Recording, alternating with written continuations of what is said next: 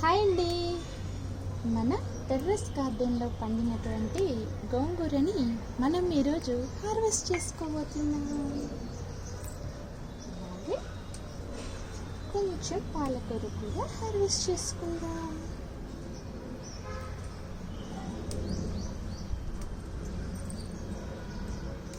అందరూ పండుగను ఎలా జరుపుకుంటున్నారు ఈ దుర్గా నవరాత్రుల్ని?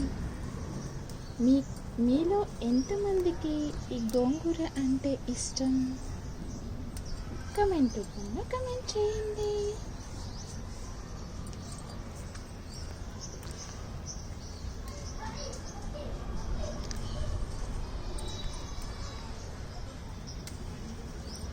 ఇలా మన చేతిలో పండించుకున్నటువంటి గోంగూరను మనం పిక్ చేసుకొని